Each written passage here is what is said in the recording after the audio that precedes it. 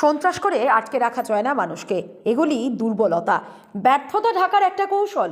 সন্ত্রাসের উপর নির্ভর করে অস্তিত্ব রক্ষার চেষ্টা করছে বিজেপি সরকার। সন্ত্রাস করে মানুষের মুখ বেশি দিন আটকে রাখা যাবে না, মানুষকে ঘর বন্দি করে রাখা যাবে না। ত্রিপুরা পরিস্থিতি অস্বাভাবিক অবস্থা, অপ্রত্যাশিত ঘটনা চলছে, স্বৈরাচারী ফ্যাসিস্ট সুলভ অবস্থা। এখানে কাজের কথা, খাদ্যের কথা, চাকুরির কথা, এমনকি 10,323-এর কথা বলা যায় না।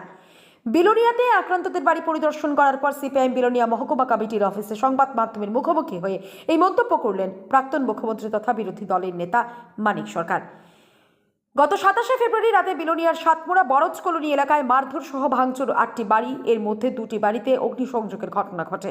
মুখে কালো কাপড় বেঁধে হেলমেট পরা অবস্থায় 15 থেকে 16 জনের এক বাইক বাহিনী হামলা সংগঠিত করে। সিপিআইএমের পক্ষ থেকে অভিযোগ তোলা হয় শাসক দলীয় বিজেপি আশ্রিত বাইক বাহিনীর বিরুদ্ধে। এদিকে আক্রান্তকারীরাও জানায় বাইক বাহিনীরা এসে সিপিআইএম করে কেন বলে হুমকি দিয়ে মারধর ভাঙচুর চালায় বাড়িঘর। ঘটনায় রাজনৈতিক চাপা উত্তেজনা বিরাজ করছে। শাসক দল বিজেপি ও সিপিআইএমের মধ্যে চলছে বিবৃতি পাল্টা বিবৃতি, এ নিয়ে সরগরম রাজনৈতিক মহলে। প্রাক্তন মুখ্যমন্ত্রী তথা বিরোধী দলের উপদলীয় নেতা মানিক সরকার ও বিরোধী দলের উপদলীয় নেতা তথা বিধায়ক বাদল চৌধুরীর নেতৃত্বে এক প্রতিনিধি দল বিলোনিয়ায় আক্রান্তদের বাড়ি পরিদর্শন করেন। প্রথমে বরজ কলোনি এলাকায় আক্রান্তদের বাড়িতে যান, কথা বলেন। আক্রান্ত পরিবারেরা সেই দিনের বিস্তারিত ঘটনা তুলে ধরে কান্নায় ভেঙে পড়ার সাথে সাথে প্রাক্তন মুখ্যমন্ত্রী মানিক সরকার আক্রান্তদের উদ্দেশ্যে বলেন, কাঁদবেন না, এ কান্না ভয়ের কান্না না, এ কান্না ঘৃণা থেকে। ওরা আপনাদের ভয় পেয়েছে, এই ভয় পেয়ে আপনাদের উপর আক্রমণ করেছে, ওরা কাপুরুষ। বরজ কলোনি এলাকায় আক্রান্তদের বাড়ি পরিদর্শন করার পর সাতমোড়া এলাকায় বিরোধী দলের নেতা সহ প্রতিনিধি দলের কনভয়ের গাড়ি যাওয়ার পর কিছু যুবক কালো পতাকা দেখিয়ে স্লোগান দেয় রোজভ্যালির টাকা সহ 10,323-এর চাকরি ফিরিয়ে দিতে। কালো পতাকা দেখানোর মাঝে গাড়ি থেকে নেমে সোজা চলে যান আক্রান্ত রাহুল সরকারের বাড়িতে। কথা বলেন রাহুল সরকার সহ তার মায়ের সাথে। রাহুল সরকারের মা সহ রাহুলের স্ত্রী কান্নায় ভেঙে পড়ে। সান্ত্বনা দেন বিরোধী দলের নেতা সহ প্রতিনিধি দল। এরপর কনভয়ের গাড়ি সোজা চলে আসে কলেজ স্কোয়ারস্থিত ত্রিলোকেশ সিনহা ও বাদল চৌধুরীর বাড়িতে। গত 25শে ডিসেম্বর ডিপুটেশনের নাম করে বাড়ি ঘেরাও সহ ভাঙচুর ও ইট পাটকেল নিক্ষেপ করে। সেখানে গিয়ে আক্রান্ত পরিবারের সাথে এবং বাদল চৌধুরীর ভাইয়ের সাথে কথা বলে। এরপর কনভয়ের গাড়ি সোজা চলে আসে বিলোনিয়া সিপিআইএম মহকুমা কার্যালয়ে। সংবাদ মাধ্যমের মুখোমুখি হয় প্রাক্তন মুখ্যমন্ত্রী তথা বিরোধী দলের উপদলীয় নেতা মানিক সরকার বললেন, 3 বছর অতিক্রান্ত হতে চলেছে, সরকারের একটি প্রতিশ্রুতিও রূপায়ণ করতে পারেনি। সরকার প্রতিষ্ঠিত হবার পরেই গণতন্ত্রের টুটি চেপে ধরতে চেষ্টা করছে। শুধু সিপিআইএম কংগ্রেস দলের উপর আক্রমণ না, বিভিন্ন বিষয়যুক্ত নিরীহ মানুষদের উপর আক্রমণ সংঘটিত করেছে। জনগণের মধ্যে কাজ করে বড় হয়েছে সিপিআইএমের, আকাশ থেকে পড়েনি। 50 থেকে 60 বছরের ধারাবাহিক আন্দোলনের মধ্যে তৈরি হয় কমিউনিস্ট উপজাতি ও উপজাতি উভয় অংশের সম্মিলিত সংগ্রামের ফসল বামফ্রন্ট সরকার তৈরি হয়েছিল। সরকার তৈরি করার ক্ষেত্রে যেমন লড়াই, তেমনি সরকারে থাকতো লড়াই করেছে বামফ্রন্ট। কেন্দ্রের সরকার রাজ্য জনগণের স্বার্থে রূপায়ণের জন্য যেভাবে সাহায্য করা দরকার, সেভাবে সাহায্য করেনি সরকার খাত থাকতে। এখনো তো ডবল ইঞ্জিনিয়ার সরকার, তারপরও মানুষ কেন অভুক্ত? যুবকদের কেন কর্মসংস্থান নেই? 10,323 শিক্ষক শিক্ষিকাদের উপর কেন পুলিশের নির্মম অত্যাচার? এই অভিমত ব্যক্ত করে সংবাদ প্রতিনিধিদের সামনে বলেন প্রাক্তন মুখ্যমন্ত্রী মানিক সরকার। প্রাক্তন মুখ্যমন্ত্রী তথা বিরোধী দলের নেতা মানিক সরকার ও বিরোধী দলের উপদলীয় নেতা তথা বিধায়ক বাদল চৌধুরী ছাড়াও ছিলেন বিধায়ক সুধন দাস, যশবীর ত্রিপুরা, রতন ভৌমিক, শহীদ চৌধুরী সহ দক্ষিণ জেলার পার্টির সম্পাদক বাসুদেব মজুমদার ও মহকুমা সম্পাদক তাপস দত্ত সহ অন্যান্য নেতৃত্বরা। Bureau report, social Bangla.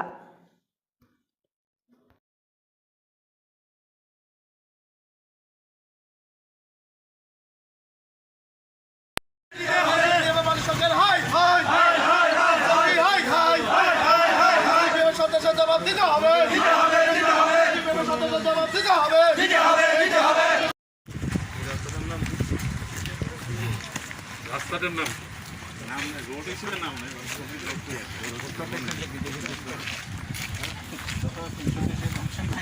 আজকে আমাদের কেন আমি জানি না। ননসার ওই বাড়িতে গিয়ে আগুন দিছে। এরপরে মানে চারিদিকে থেকে মানুষের চিৎকারে আমরা দরজা খুলতে পারছি, এর আগে আমরা খুলতে পারছি না। অপরাধের জন্য আপনারা আক্রান্ত হবেন। আপনাদের আক্রমণ করেছে এরা, এটা হচ্ছে তাদের কাওয়ার্ডিস, ভীরুতা, কাপুরুষতা। কাজ নাই, খাদ্য নাই, পান বিক্রি করতে পারে না, মাঠের পানের বরজ নাই, নষ্ট হয়ে গেছে। তারপরেও মার্ক্সবাদী কমিউনিস্ট পার্টি বামফ্রন্টের সভা, সমাবেশ, মিছিল, ঘোড়া সভা সব কিছুতে অংশগ্রহণ করছে বয়স্ক, মধ্যবয়সী, যুবক। যেমন এই কারণে বাছাই করে করে তাদের আক্রমণ করেছে যে এটা হচ্ছে আপনাদের, তারা ভয় পায়, ভয় পেয়ে আপনাদের ভয় দেখাবার জন্য তারা আক্রমণ করছে। চোখের জল ফেলবেন না, চোখের জলটা কিন্তু ভয় থেকে না, ঘৃণা থেকে। এটা আমরা বলেছি, আমাদের বলেছেন আমাদের কিন্তু দেখে রাখবেন। আমার জবাব ছিল আপনারাই তো আমাদের দেখে রাখছেন, লাল ঝান্ডা আপনারা দেখে রাখছেন, আমরা কি আপনাদের দেখে রাখবো? আপনারা, আমরা, আমাদের মাঝখানে কোনো ফারাক নাই।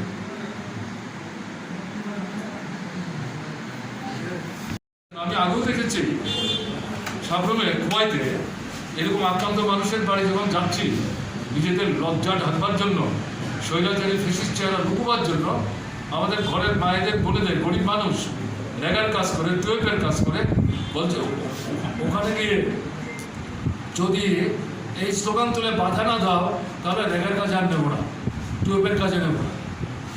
তাদেরকে যখন আমরা ঘুরে দাঁড়িয়ে বলছি আমাদের কাছে কেন আসছে?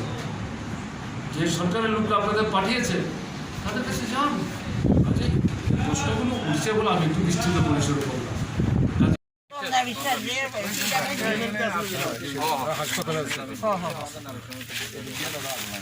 ওই কোনাটা, এই কোনাটা ঘরের কোনাটা দেয়, মেন ঘরের কোনাটা এতটুকু জায়গা লইয়া কোনাটাও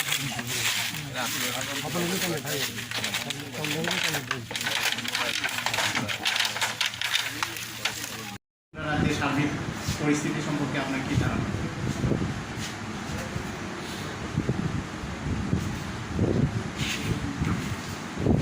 একটা নতুন সরকার এসছে, তার 3 বছর সম্পন্ন হতে যাচ্ছে সম্ভবত আগামী 9 মার্চ।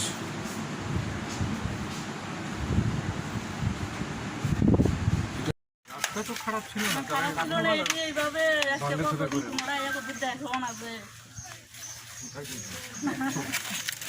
দেখতে নিয়ে যাবো আগে, কিছু দেখতে নিয়ে যাবো, আমরা দেখতে হলে নিয়ে যাবো। ঠিক আছে, তোমরা এগুলো নিয়ে বেশি মাথা ঘামাবে না, করবা, খেলবা, গাইবা, কেমন? এই বাড়ি থেকে ওই বাড়ি যাইবা, এগুলি যা হয়েছে হোক, এগুলো বড়রা দেখবা, কেমন? আমরা তো ঠিক আছে।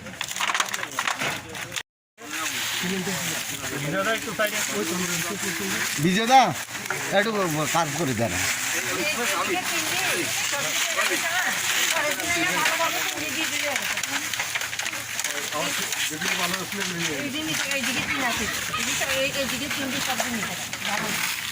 ভালো মানে যেগুলি তারা নষ্ট করছে সেগুলি তারা নেয়, লোক থাকে না, এই ঘরকে আগে তারা জানতো যে নিলাম বাড়ি। পুলিশের গাড়ি ভাই সব সামনে লাগে, তারা আগুন মানে নিবেছে।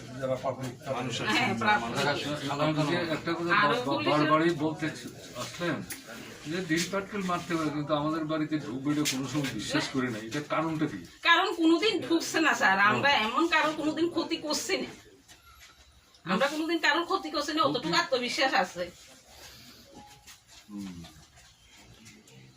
এইবার এটা ক বছর আপনাদের? এটা তো আমি, আমার বিয়ের সাথে 21 বছর চলে।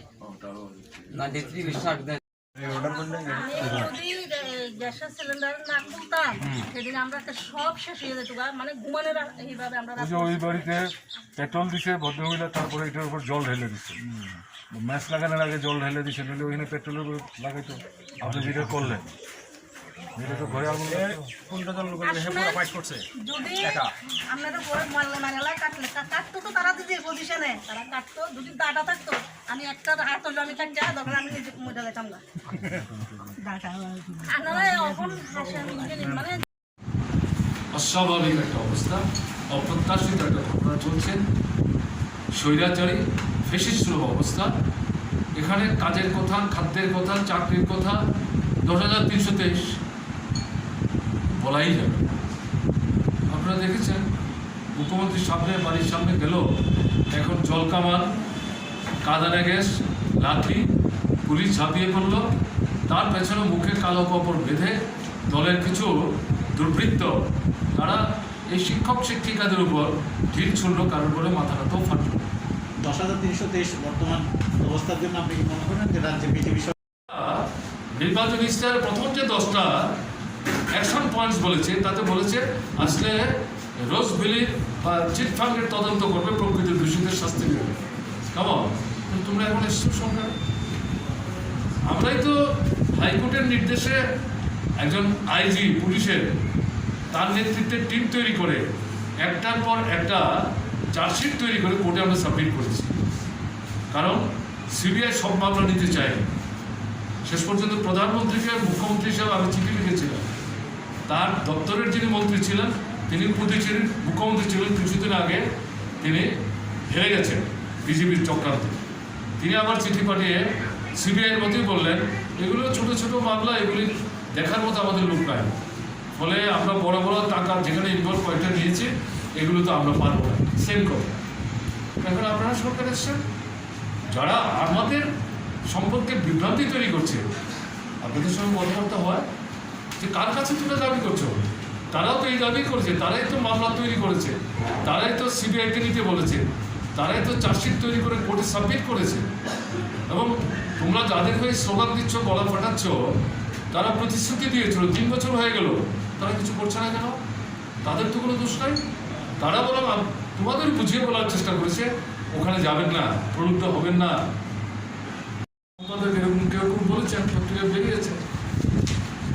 এখন দেখা যাচ্ছে আক্রান্ত যারা, তাদের হয়ে কোর্টে যারা অ্যাডভোকেটরা সহযোগ করার চেষ্টা করছে, কোর্ট চত্বরে এসএসের সামনে, বিচারকের সামনে আক্রান্ত হয়ে যাচ্ছে পুলিশ নির্বাক। ভাবতে পারেন হাসপাতালে ডাক্তার আক্রান্ত হচ্ছে, হাসপাতালে যারা অসুস্থ হয়ে যান, ডাক্তাররাও চান, আমরা সবাই চাইবো যে সবাই সুস্থ হয়ে বাড়িতে ফিরব, কিন্তু এটা তো ঘটনা। তাতে দেখা যায় কোনো কোনো রোগী শেষ পর্যন্ত বাড়িতে ফিরতে পারে না। কারো এই মৃত্যু হলে পরেই দেখা যাচ্ছে ডাক্তারের উপর আক্রমণ নেমে আসছে। নার্সরা ডাক্তারবাবুদের রক্ষা করার জন্য এগিয়ে আসছে, তারা আক্রান্ত হয়ে যাচ্ছে, প্যারামেডিক্সরা আক্রান্ত হচ্ছে। তাহলে শুধু সিপিআইএম আক্রান্ত হচ্ছে, শুধু বামফ্রন্ট আক্রান্ত হচ্ছে, শুধু কংগ্রেস আক্রান্ত হচ্ছে না। এখন দেখা যাচ্ছে যাদের সঙ্গে দলীয় রাজনীতির কোনো সম্পর্ক নাই, এরকম লোকরা আক্রান্ত হয়ে যাচ্ছে নানা পেশার সাথে। মানে আপনি যেটা জিজ্ঞেস করলেন ত্রিপুরা 26শে জানুয়ারি দিল্লি যাওয়ার প্রোগ্রাম করেছিলাম, সামনে আমরা 20 লক্ষ ট্রাক্টর নিয়ে পার্লামেন্ট ঘেরাও করব। 40 লক্ষ বলেছে না? হ্যাঁ, এবং কালকে একটা মিটিংয়ে তাদের অন্যতম নেতা ঘোষণা করেছে প্রস্তুত থাকুন ঘরে ঘরে, আমরা ছাড়বো না। তাহলে এটা কি সবাই সিপিআইএম? এত বড় কৃষক সংগঠন বাদ করছে, আমরা এখনো তৈরি করতে পারি। কাজে এদিক থেকে পরিস্থিতি খুবই খারাপ। কাজে এর থেকে নিস্তার চাইছেন মানুষ, দেশেও যেমন চাইছেন, ত্রিপুরার মানুষও চাইছেন, এবং মানুষ এটা প্রতিকার চাইবেন। কাজে রাস্তায় নামবেন, নামতে শুরু করেছেন। সন্ত্রাস করে এগুলো আটকে রাখা যায়, এগুলো দুর্বলতা, ব্যর্থতা ঢাকবার একটা কৌশল।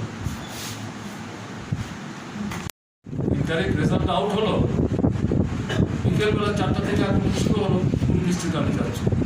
ফলে এই যে গণতন্ত্রের উপর আক্রমণ শুরু হলো, সেটা চলতে চলতে গিয়ে পঞ্চায়েতের সাজানো নির্বাচন, নগরের সাজানো নির্বাচন, এমনকি লোকসভার সাজানো নির্বাচন, মানুষকে ঘুটিয়ে দিতে দিল না, জবরদস্তি করে, প্রহসন করে, জালিয়াতি করে গ্রাম পঞ্চায়েত, নগর এবং লোকসভার আসন তারা দখল করে।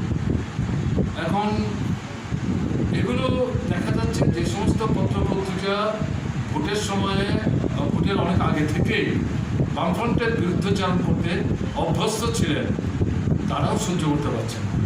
পাঠকদের অনেকে বলছেন কী ব্যাপার, আমাদের কথা কিছু লিখছেন না, যে আমরা না খেয়ে আছি, রেগার কাজ নাই, টুইপের কাজ নাই, লাইন ডিপার্টমেন্টের কাজ নাই, হাসপাতালে ঔষধ নাই, খাবার নাই, বাঁচবো কী করে?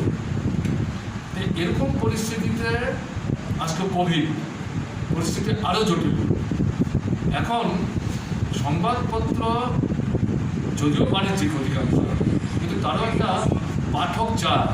পাঠকদের মধ্য থেকে যখন এই প্রশ্নগুলো উঠতে শুরু করলো, তারা কিছু কিছু তথ্য এই পত্রপত্রিকায় তারা যখন উত্থাপন করে সরকারের দৃষ্টি আকর্ষণ করার চেষ্টা করছে, দেখা গেল সংবাদপত্রের বিরুদ্ধেই মুখ্যমন্ত্রী নিজেই আক্রমণ কেন্দ্রীভূত করতে আরম্ভ করল। দেশকতার উপর আক্রমণ আমি আলাদা করে নাই বা বললাম, এগুলো আপনারা জানেন। তো সাবরুমের কোনো একটা সভায় মুখ্যমন্ত্রী বলছিলেন যে সংবাদপত্রের মধ্যে বসে থেকে কারা আমাদের বিরুদ্ধে ষড়যন্ত্র করছে আমরা জানি, তাদেরকে কিন্তু আমরা ছাড়ব। তারপরে দেখা গেলো এই সময়ের মধ্যে, এর আগেরগুলো আমি বলছিলাম, প্রায় 25 জনের মতো সাংবাদিক, electronic media, print media, social media, তারা ফিজিক্যালি অ্যাটাক। এর মধ্যে কেউ কেউ হাসপাতালেও ভর্তি হতে পারলেন না। থানায় জানালেন, অধিকাংশ ক্ষেত্রে থানা সেখানে কার্যকরী কোনো ভূমিকা নিতে পারল না। তাহলে এটা প্রচণ্ড ক্ষোভ কিন্তু এই সংবাদপত্র মহলের মধ্যে তৈরি হল। এবং কোনো কোনো সংবাদপত্রের মালিক সম্পাদক বলতে শুরু করলেন, কি সর্বনাশ করেছি, আমরাই তো এই সরকারটাকে আমাদের সাহায্য করলাম। এই জাতীয় ঘটনাগুলি লক্ষ্য করলে দেখা যাবে বেশিরভাগটা উপজাতীয় অধ্যুষিত এলাকাতেই ঘটে চলেছে। এর বাইরেও যে ঘটছে না তা না, কিন্তু এই এলাকাটাতে বেশি হচ্ছে। স্বাভাবিক কারণে মানুষের প্রতিক্রিয়াটা সেখানে তার আস্তে আস্তে প্রকাশ ঘটতে শুরু করেছে। এখন সরকার তৈরি করার পর তারা বুঝতে পেরেছিলেন, তাদের যে রাজনৈতিক নেতৃত্ব, যে প্রতিশ্রুতিগুলি আমরা ভোটের আগে দিয়েছিলাম, প্রধানমন্ত্রী থেকে শুরু করে এখন যিনি মুখ্যমন্ত্রী, তিনি তখন দলের সভাপতি, এই প্রতিশ্রুতিগুলি আসলে বাস্তবায়িত করা একটা রাজ্য সরকারের পক্ষে সম্ভব না। কাজেই সরকার তৈরি করে ফেলার পর একটা অল্প সময় মানুষ অপেক্ষা করবেন, কারণ তারাও সুনির্দিষ্টভাবে প্রতিশ্রুতি দিয়েছিলেন 3 তারিখ ফল ঘোষণা হবে মার্চের, 4 তারিখ মন্ত্রিসভার বৈঠক হবে এবং সেই বৈঠক থেকেই দেওয়া প্রতিশ্রুতিগুলি একটার পর একটা কার্যকরী করতে তারা শুরু করবে।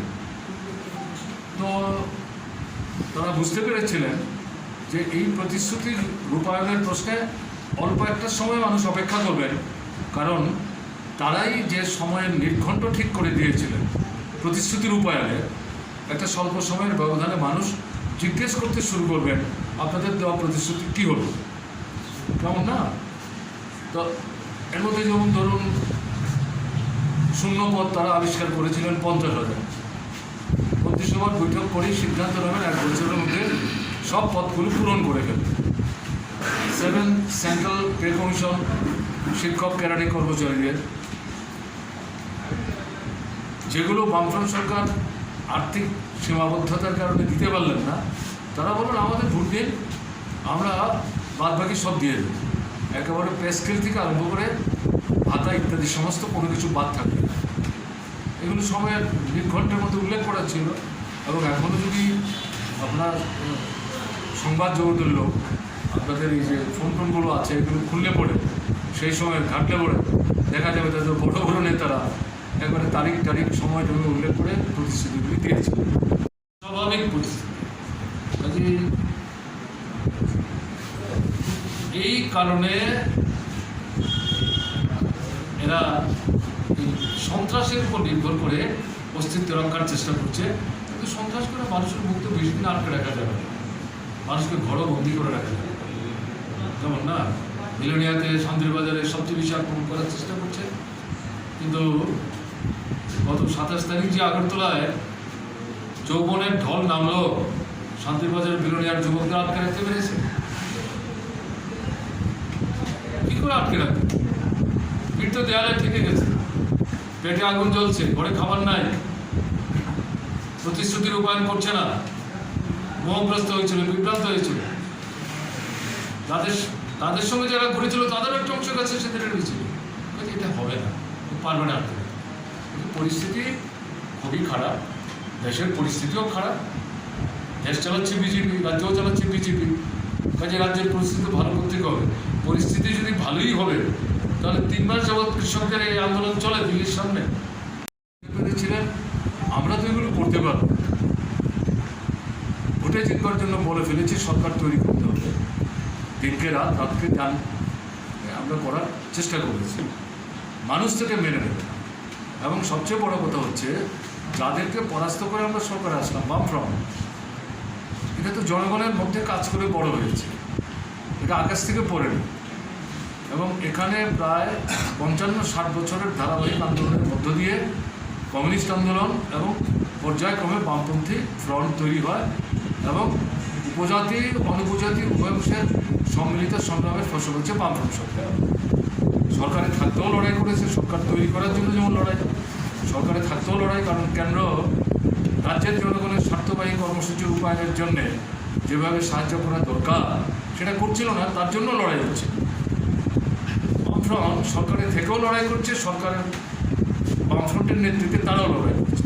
কাজে এদের কাছে ব্যাপারটা পরিষ্কার ছিল যে বামফ্রন্টের সেখানে গুরুত্বপূর্ণ ভূমিকা, এর মধ্যে বিশেষ করে ভূমিকা নেবে মার্ক্সবাদী কমিউনিস্ট পার্টি, মানুষকে সংঘবদ্ধ করবে, সাহস যোগাবে।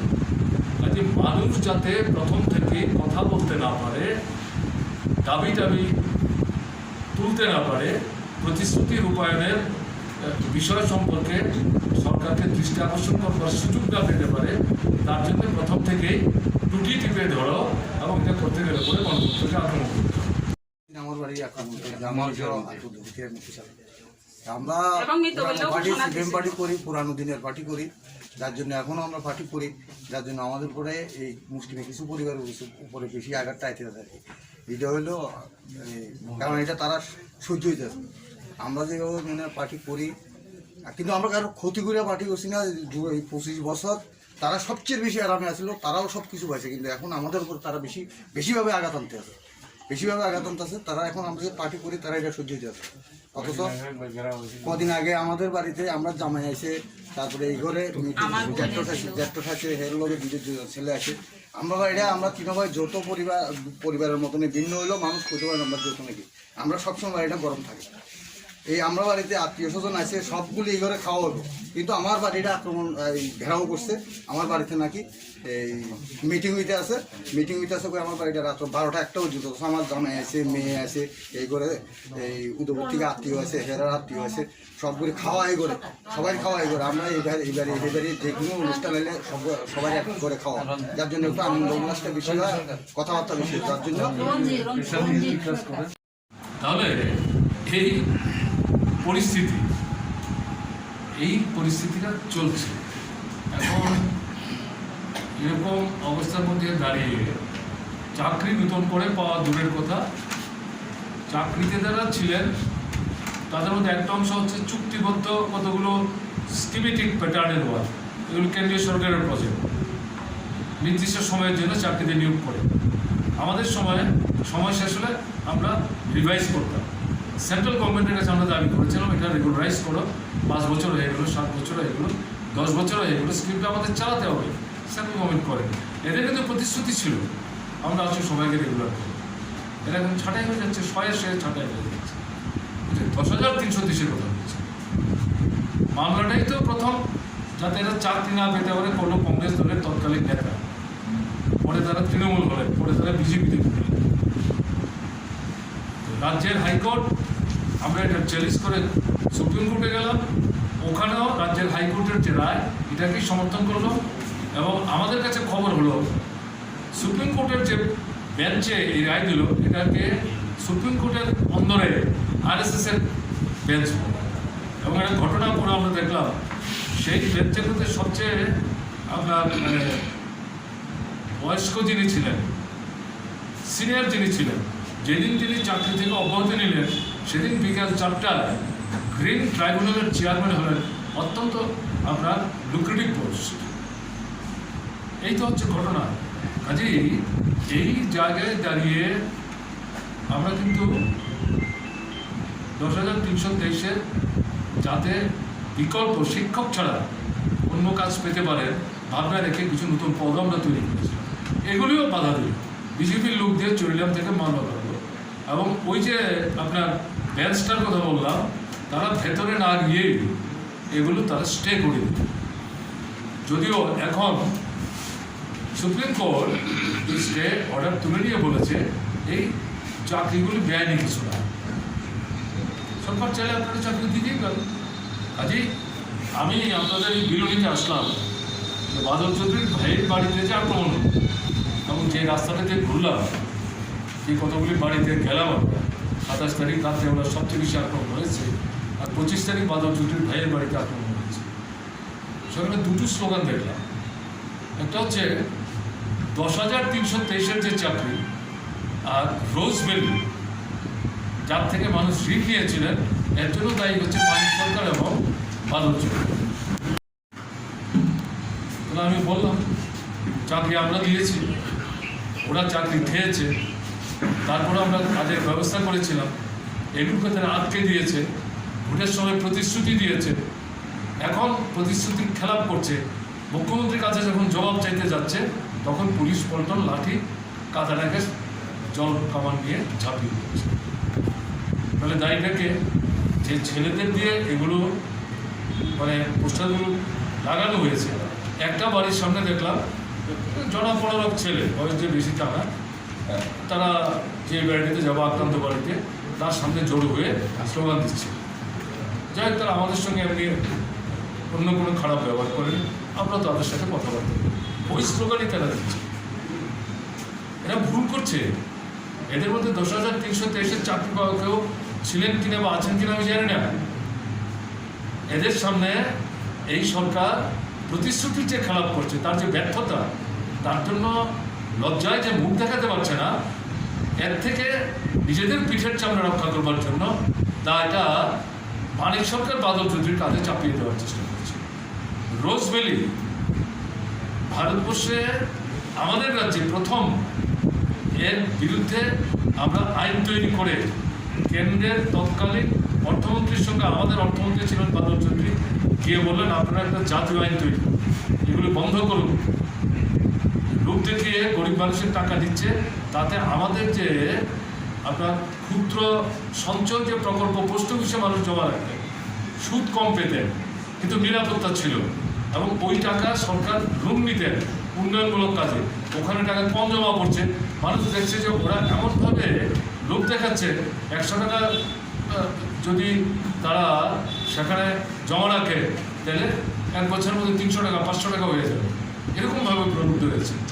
আমাদের কাছে যখন আসলো, আমরা এগুলো বিরুদ্ধে ক্যাম্পেইন করতে শুরু করলাম, লিফলেট তৈরি করলাম, গ্রামে গ্রামে গিয়ে বক্তৃতা করলাম, কেন্দ্র রাজ্য সরকারের মন্ত্রিসভা থেকে সিদ্ধান্ত নিলাম, মানুষের কাছে আমরা আবেদন করলাম এগুলো করবেন না, এবং কেন্দ্রের কাছে বললাম সিবিআইয়ের হাতে আমরা এগুলো তুলে দিতে চাই, সিবিআই পাঠিয়ে তদন্ত করে এদের কাছ থেকে টাকা উদ্ধার করে, যারা নিজেরা স্বেচ্ছায় এদের কাছে টাকা জমা রেখেছিল তাদের টাকা ফেরত দেওয়ার ব্যবস্থা করো, তারা যে সম্পত্তি ইত্যাদি তৈরি করেছে এগুলি বাজেয়াপ্ত আমরা করেছি।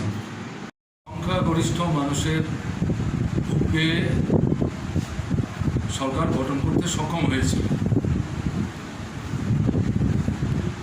তাদের ভোট পাওয়ার পেছনে যে প্রতিশ্রুতি তারা রেখেছিলেন, সেগুলো যারা ভোট দিয়েছিলেন তাদের বড় অংশই বিশ্বাস করেছিল। সবাই যে প্রতিশ্রুতির উপর ভিত্তি করে ভোট দিয়েছিলেন ঘটনা হয়তো তা না। একটা অংশ রাজনীতিগতভাবেই যারা বাম বিরোধী,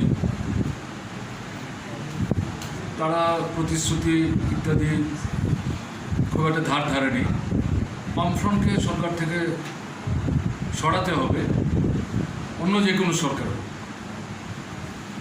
সেই ভাবনা থেকে দিয়েছেন। কিন্তু ভোটারদের একটা উল্লেখযোগ্য অংশ প্রতিশ্রুতিগুলিতে বলা যায় প্রভাবিত হয়েছিলেন।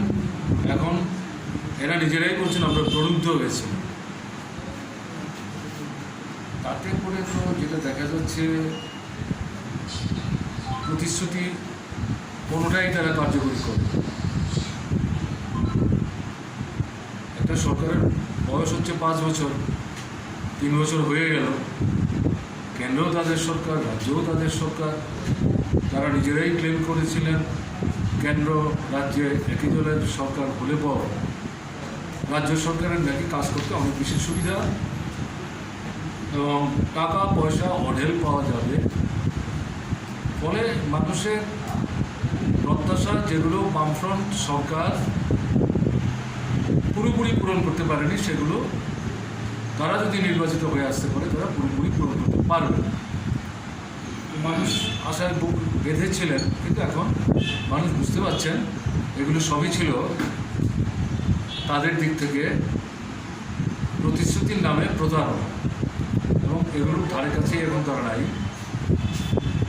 ফলে সাধারণ মানুষের মধ্যে ক্ষোভ বাড়ছে, বিক্ষোভ বাড়ছে, কাজ নাই, রোজগার নাই, খাবার সমস্যা তৈরি হচ্ছে, অনাহার মৃত্যুর ঘটনা ঘটছে, আত্মহত্যার ঘটনা ঘটছে।